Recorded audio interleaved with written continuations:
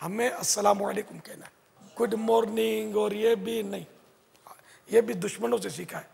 देखो good morning, तब सिर्फ गुड मॉर्निंग ना, आफ्टरनून का क्या होगा, इवनिंग का क्या बनेगा, नाइट का क्या होगा, ओनली मॉर्निंग गुड, है ना। अस्सलामु अलैकुम, तुम पर सलामती हो, है ना, दीन की भी सलामती, ईमान की भी सलामती, जान की भी सलामती, इज्जत व आबरू की भी सलामती, माल की भी सलामती, तुम पर सलामती हो। इतनी प्यारी दुआ इस्लाम ने सिखाई। फिर आगे बढ़े, वह रहमतुल्लाह है, और अल्लाह की रहमत, जिस पर रहमत हो जाए वो तो बेड़ा ही पार है, उसका तो है ही जन्नत में, जन्नती, जिस पर हो जाए रहमत। व बरकातुहू, और उसकी बरकतें। कितना प्यारा तरीका इस्लाम ने सिखाया, लेकिन नहीं करते यार। आधा बर्ज है, ये भी चला हुआ है, तो कोई कुछ तो पता नहीं क्या क्या करते हैं, खाली यूँ हाथ हिला देते हैं।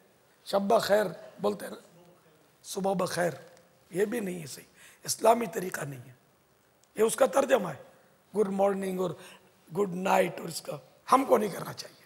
इनकी नक्काली ना इनके साथ करे, ना अपनों में ये राइज हो।